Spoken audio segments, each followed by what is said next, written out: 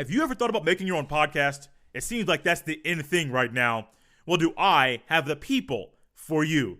Anchor is a one-stop shop for recording, hosting, and distributing your podcast. Best of all, it's 100% free and extremely easy to use. And now, Anchor will match with great sponsors who want to advertise on your podcast. That means you can get paid for podcasting right away. To get started, go to anchor.fm/start. Once again, that's anchor.fm/start.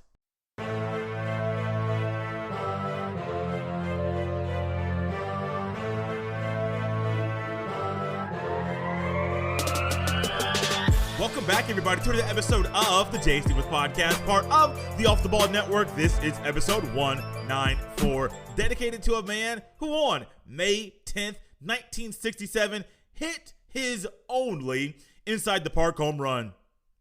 Mr. Hank Aaron. It is always, thank you for listening and downloading another episode of the podcast. On today's episode, we talk a little bit about what is going on with the Indiana Pacers. Jimbo Fisher is confident going into next season's game against the Alabama Crimson Tide, and there is a horse that just won a major race that got caught cheating.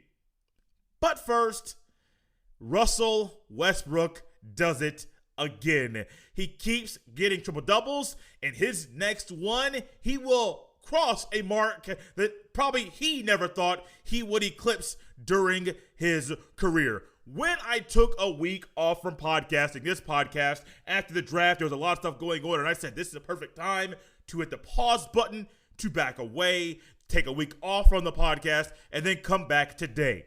So when I was trying to put together the rundown for the show and get my thoughts together before hitting record for the first time in a week, I was curious on what would happen between Friday, Saturday, and Sunday that would be phenomenal to lead the show with.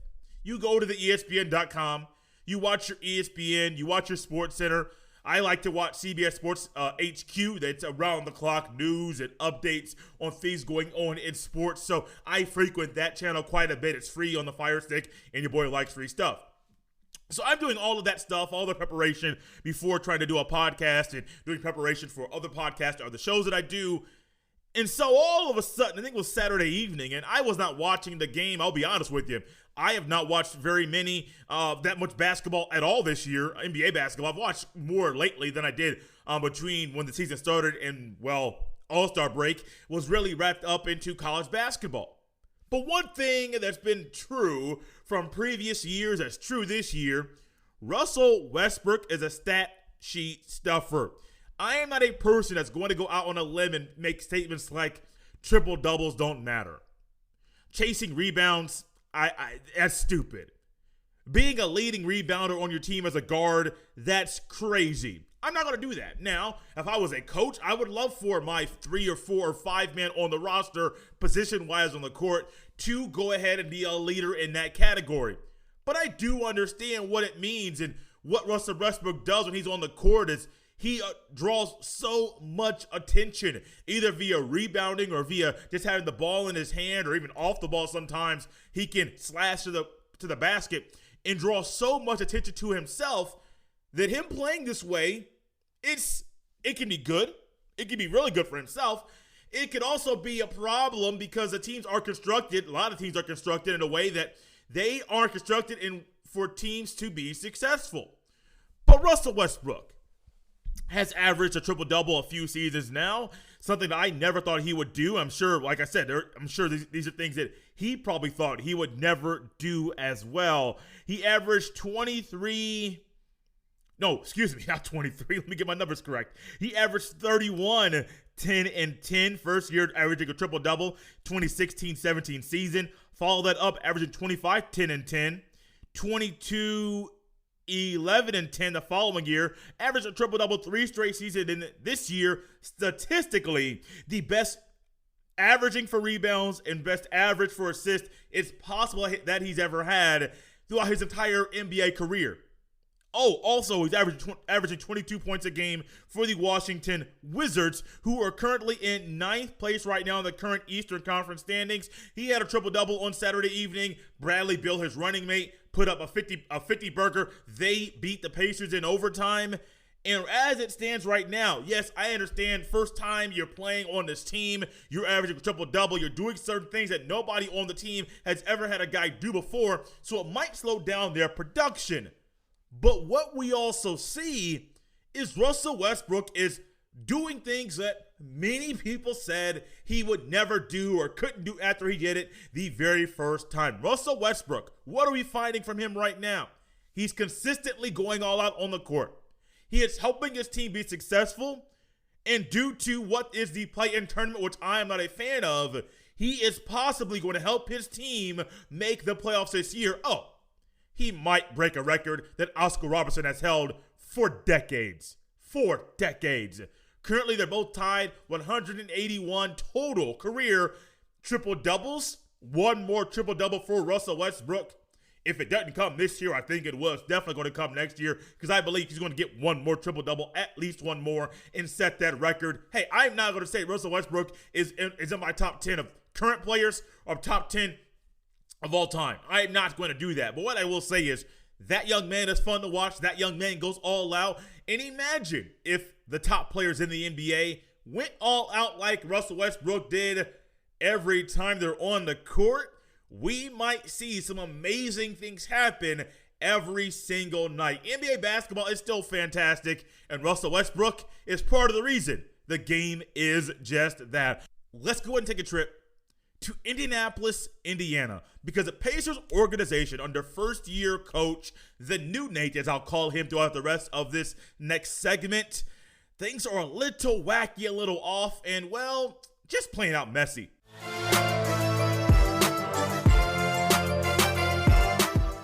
One thing I pride myself on is pronouncing names correctly. From athletes to coaches to people in the media to the random guy that I meet on the street, I pride myself on pronouncing names correctly. Generally, with just sounding things out, I won't have to go to the YouTube or the TV to hear somebody else say the name so I know how to say said name. I will simply just look at it, sound that bad boy out, and 9 times out of 10, your boy is correct. Well, the Indiana Pacers head coach, and I'm saying this up front on purpose because we're going to set some groundwork for the rest of this segment. Well, the old Pacers coach, Nate McMillan, Old Nate as some people call him in some articles that I have read, Old Nate, makes sense. Nate McMillan, pretty easy to say. The new head coach, you could call him Nate B, Nate Bjorkwin. I don't know exactly how to say his name, and I think I'm butchering it. So I'm going to call him New Nate. Old Nate, Nate McMillan, New Nate, the new head coach of the Indiana Pacers. You could also call him Nate B. Well, New Nate, when he came in to be the head coach of the Indiana Pacers, it came right after Nate McMillan was let go. Nate McMillan would have been let go a few months earlier than he was, but since the NBA shut down last year and Nate McMillan's contract ran out while the NBA play was suspended, the Pacers had to figure something out. Should we keep Nate McMillan for a few more months and see what happens, or should we let one of the assistant coaches be promoted to interim head coach for the NBA bubble? They kept Nate McMillan around. Nate McMillan was the head coach during the NBA bubble in the playoffs. I believe the Pacers got beat. It was a 4-game sweep. The Miami Heat beat them, and the Heat went on to be runners-up last year in the NBA season, NBA championship, losing to the Los Angeles Lakers. Nate McMillan, Old Nate, is out now in Atlanta doing some really good things, and, well, players really help with that too. And New Nate comes into the Indiana Pacers, and Pacers fans, let me just tell you, Pacers fans are tired of being mediocre. They're tired of just going on and, well, barely getting by. Pacers fans are tired of first-round exits. Pacers fans are tired of a lot. So you bring in New Nate, and New Nate has an ability to implement his system. Let the players know what he's going to do and showcase his voice and say, well, this is how I'm going to run things. This is how I'm going to treat people. This is how I'm going to be the head man and call the shots here as the head coach of the Indiana Pacers. Well, about a month ago, maybe a month and a half ago now, there was a report that came out that New Nate, first year, his voice was not being received like he thought it should be. There was some discord inside the organization, of course, with the injuries that the Pacers have had and the losing that the Pacers have had. Currently 31-36 on the season, 46.3% winning percentage, and they're in 10th place in the Eastern Conference standings. Now, with the current status of the play-in tournament, they'll be able to play in said tournament, but that's not really where you want to be. You want to be top 6 with the current way the NBA is going to fill in the final 2 slots in the Eastern and Western Conference brackets. Oh, side note, can I say something very quickly? I have not spent much time on going in on the play-in tournament. A lot of other people have done that.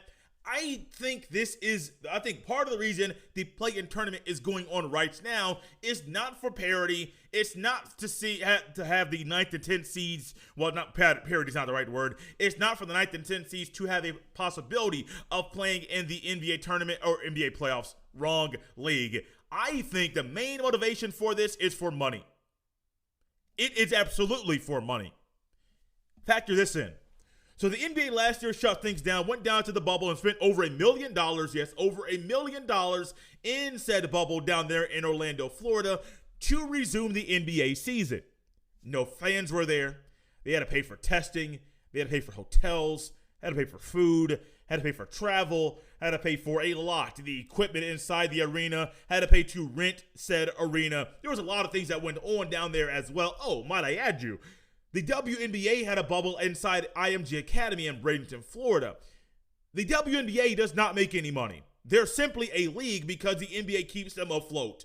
Yes, the ratings have been up for the WNBA. Yes, the players are more vocal on Twitter and about just certain issues that they want to speak up about. But the WNBA is not a self-sufficient league. So the NBA is tasked with 2 things. 1, make as much money as we can so we can try to fill in what we had to spend last year, or we didn't expect to spend that amount of money. And 2, help the WNBA to keep them afloat, to keep that league around. Think about the WNBA for a second. We'll get back to the Pacers, but the WNBA, when it first came out back in the mid to late 90s, that thing was big. It was huge. And I remember looking at games, Houston Comets, New York Liberty, Indiana Fever, locally where I live, and these games had a lot of people at them. I mean, it wasn't very, very hard to look. WNBA Finals, first 3 to 5 years, I know the first 3 to 5 years, those bad boys are sold out. LA Sparks, Staples Center, New York Liberty, Madison Square Garden. You got the Houston Comets, I forget where they played, and the other teams that are around the WNBA. It was fun to watch the women play basketball. Has the skill got better of the players? Yes, it has. Have more people gone to games with the skill being better? No. And people wonder why the WNBA women why the league is the way that it is. It's not self-sufficient. It's staying afloat by the NBA. And the NBA is trying to get as much money as they can. And here comes the play-in tournament, not only for the Eastern Conference, but the Western Conference as well. I am not a fan of it because if you're going to have the top 8 seeds make the playoffs, why not have you play, 72 games this year? Or normal year, 82 games? How about we let them figure out who does that within the regular season and not have a wild card-esque type of tournament? Now, if you want to have a wild card-esque type of tournament, how about you have the 9th and 8th and 9th seeds battle it out for a 1-game winner takes all, winner goes to the playoff set style like the Major League Baseball does?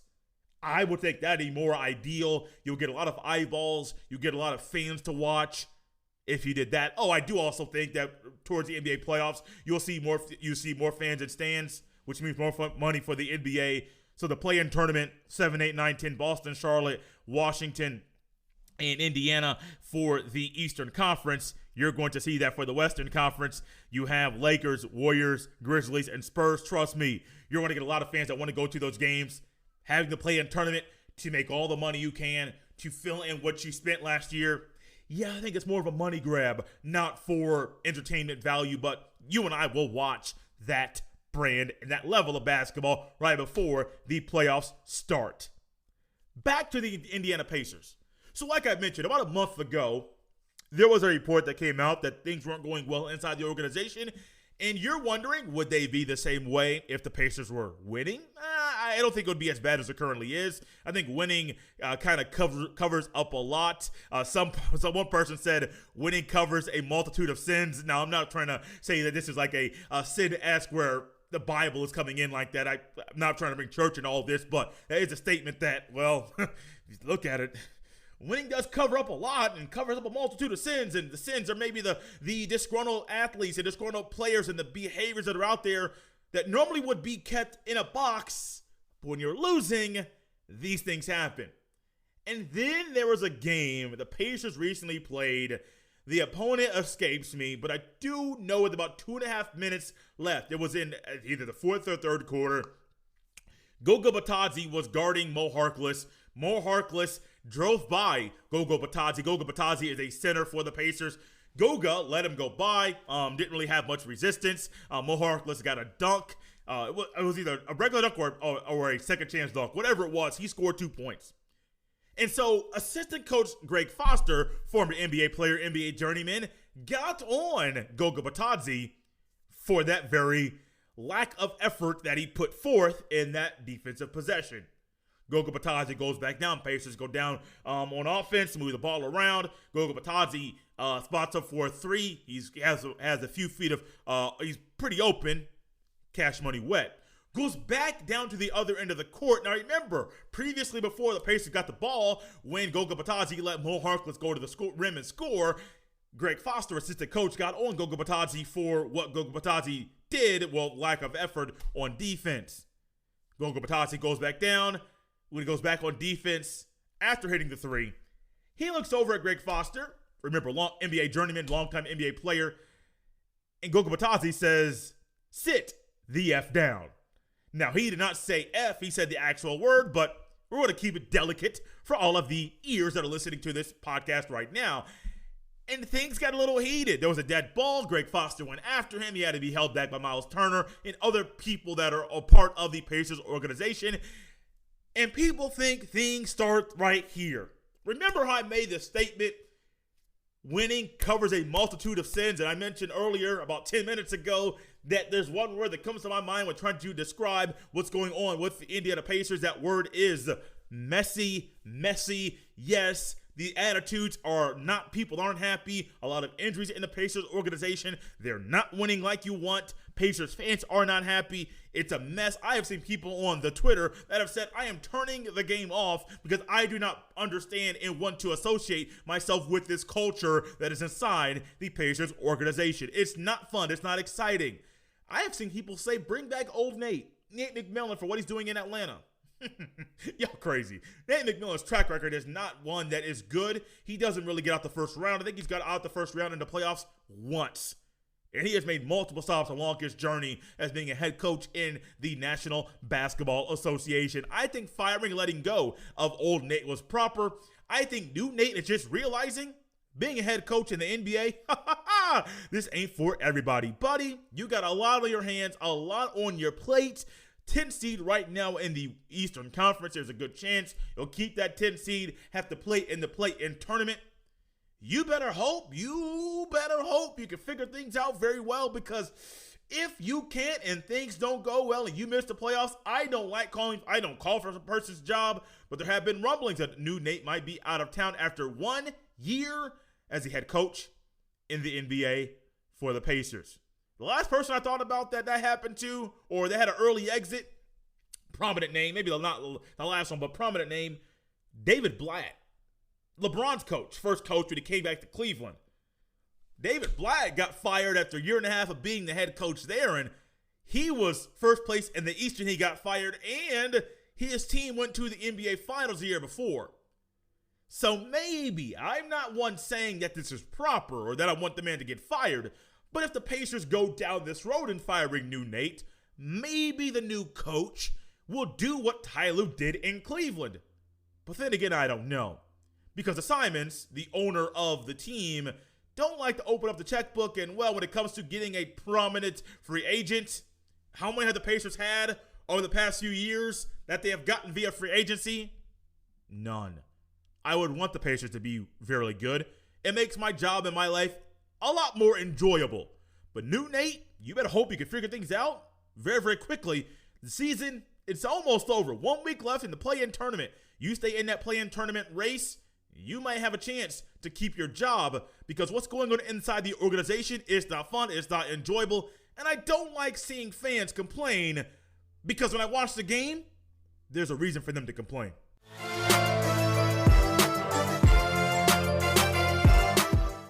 One thing I love about podcasting, I'm constantly improving and learning how to make the show a whole lot better, learning what you, the listener, could like to consume, what you enjoy, and bring more of that consistently here on the podcast. So last year, I did a title of an episode. It was called Jimbo Needs to Stop. Not about Jimbo Fisher, but about Jim Harbaugh. Jim Harbaugh had accused Ohio State of cheating, probably during the dead period when Ohio State got quite a few commits, when schools could have no contact with these recruits. And here we are. Jim Harbaugh accused Ohio State of cheating. Ryan Day clapped back. We're going to hang 100 on him. Unfortunately, the game last year was canceled due to the Rona. And looking forward to this upcoming game this season because, well, I do think Ohio State, it's possible they'll hang 100 on him. But I went back at that title. I said Jimbo Fisher. And I know, oh no, Jimbo needs to stop. And I know that when it comes to Apple Podcasts, if you search a name, certain episodes with that name in the title will come up. So maybe going forward, I will not use Jimbo as a way to have some fun with Jim Harbaugh's name, but only stick it with Jimbo Fisher, as that is what we call the man that is officially named John James Fisher Jr. But Jimbo Fisher is a coach, former coach at Florida State, current coach at Texas A&M, had a year off in between his stints at Florida State and at Texas A&M, did win the national championship with Jameis Winston as his quarterback while at Florida State during the 2013 season, the final year of the BCS Bowls, BCS National Championship. The very next year, that was when the college football playoff tournament or playoff and national championship game were put into place, and we saw Jimbo Fisher, the Rose Bowl against Oregon, really get embarrassed. Jameis Winston really got exposed. He was exposed all year long, but that game was really bad for what we saw from Jameis Winston, and then things started to unravel for Jimbo Fisher down there in Tallahassee. He gets fired, let go in 2017. 2018, he takes over as the head man there in Texas at Texas A&M. And here we go this year. Texas A&M coming off a really good season last year. Texas A&M, a team that is looking to turn some heads. And Texas A&M head coach Jimbo Fisher is very confident in his team and what they can potentially do in the upcoming season. It's May. There's a lot of time between now and then, between what is going on right now, May 10th, or whenever you listen to this episode, and when the start of the college football season will happen. There is a lot that can go on. And you know what else is going to happen? Coaches like Jimbo Fisher will be asked questions about their football team, the team that they coach, and what their expectations are for next season. And you know, Jimbo Fisher, what do you think about the SEC rankings from last season? What happened last year? Who played in the SEC championship? Alabama and Florida. How successful A&M was last year. People are going to ask about one man only, because really, Jimbo Fisher, Dan Mullen, okay, cool. But there's a guy by the name of Nick Saban that used to be the head coach and the boss of Jimbo Fisher, and people are curious what A&M will do next season when they play Alabama. And you know what Jimbo Fisher had to say about this? He said, we're going to beat their ASS. Once again, I'm not going to actually say the word, spell it out. There may be kids in the car trying to help them out. So, Jimbo Fisher says that he is going to beat Alabama. But do I knock what he said? Absolutely not. If I'm a head coach at a college or middle school or high school or NBA professional or overseas or G League or whatever league you want to talk about, old school when I was younger, NFL, Europe, whatever it is, I believe and I want to be confident that coming off a 9-1 win season, that my team can beat the best in the conference. 9-1 win season, Orange Bowl win as well. That is 3 bowl wins since Jimbo Fisher has taken over at Texas A&M. The Gator Bowl, the Texas Bowl, and the Orange Bowl, going 9-4, 8-5. Yes, 9-4, 8-5, and then 9-1 this past season. A lot of early success for a team in A&M. That's pretty average. A 9-win season is pretty good. The last time they had a double-digit win season was 11-2 in 2012. They ended up winning the Cotton Bowl that year. I believe the head coach was Kevin Sumlin. Also, when you have Johnny Football, Johnny Manziel, and the way that he was captivating, when he would grab everybody's attention. I don't know what word I was trying to say when I said capitalizing or whatever that word was. I do know, I just can't spit it out right now and say it clearly. But when he grabbed everybody's attention and everybody gravitated towards the television, when Johnny Manziel was on the TV, and it was fun to watch. 11-2, but then they went back to their 8-win, 9-win, maybe a 7-win season, just pretty mediocre, get to a bowl game, you could be successful, but that was about it. And then, as I go back and look at Texas A&M's schedule for this upcoming season, you all wonder, when do they play Alabama? When do they possibly play Nick Saban? And we have all seen the track record of what Nick Saban, former Nick Saban assistants do when they play Alabama, or excuse me, when they play Nick Saban. No matter if you were under Nick Saban in the NFL, at LSU, or at Alabama, you see what it is, what happens when this actually takes place. The game, October 9th, Saturday, Alabama plays Texas A&M. The Aggies are home at Kyle Field.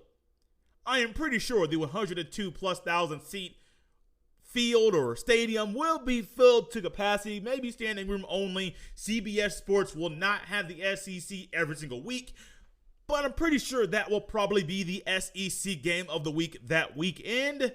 If not, ABC might get that game, but I'm pretty sure that maybe CBS 3:30 Eastern, 2:30 Central Time, since that's where a lot of the SEC schools are. And let me just tell you guys, I'm very, very excited for this matchup.